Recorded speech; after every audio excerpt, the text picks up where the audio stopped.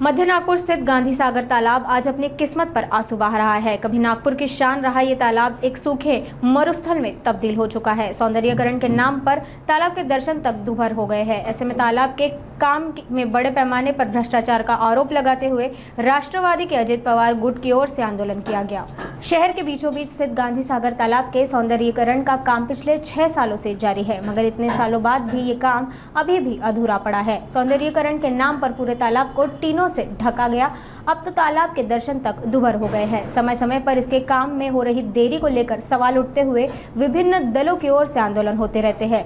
लेकिन इसी कड़ी में आज राष्ट्रवादी कांग्रेस पार्टी अजित पवार गुट की ओर से नागपुर शहर अध्यक्ष प्रशांत पवार के नेतृत्व में विरोध प्रदर्शन किया गया। इस मौके पर तालाब के काम में 49 करोड़ के भ्रष्टाचार का आरोप लगाते हुए ठेकेदार और कंपनी के खिलाफ कार्रवाई की मांग की गई। इस दौरान नागपुर महानगर पालिका पर भी मिलीभगत का आरोप लगाया गया। राष्ट्रवादी ने अब इस मामले में हाईकोर्ट का दरवाजा खटखटाने की चेतावनी देते हुए मनपा को नियुक्त कंपनी पर कार्रवाई के लिए 3 दिनों का अल्टिमेटम दिया है। बघा, आज आम्ही राष्ट्रवादी काँग्रेस पक्षाचे नागपूर शहराचे अध्यक्ष माननीय प्रशांतजी पवार यांच्या अध्यक्षतेखाली या ठिकाणी आंदोलन करतोय। मूळ या आंदोलनाचा कारण म्हणजे आपल्याला माहिती असेल, मागे आपण पाहू शकता एवढा मोठा तलाव, नागपूरची जे शान आहे, मध्य नागपूर विधानसभा क्षेत्राची जे शान आहे, त्या गांधी सागर तलावामध्ये 49 कोटी रुपयाचा घोळ झालेला आहे। 2019 पासून या तलावाच्या सौंदर्यीकरणाचं काम सुरू आहे।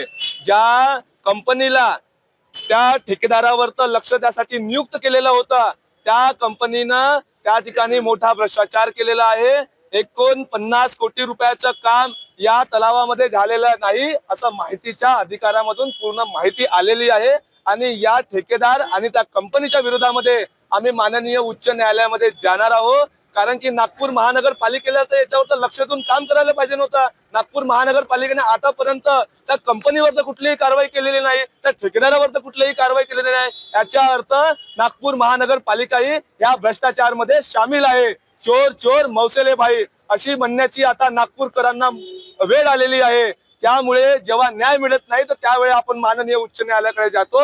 जर नागपूर महानगरपालिकेचे आयुक्त साहेबांनी येणाऱ्या 2-3 दिवसामध्ये ज्या कंपनीला नियुक्त केलेलं होतं, त्या कंपनीवरती जर समजा त्याला ब्लॅक लिस्ट मध्ये टाकलेलं नाही, त्याच्यावरती गुन्हा दाखल केलेला नाही, तर आम्ही नागपूर महानगरपालिकेला सुद्धा त्या ठिकाणी कोर्टामध्ये खेचल्याशिवाय राहणार नाही। एवढंच मला या ठिकाणी आपल्या माध्यमातून सांगायचं।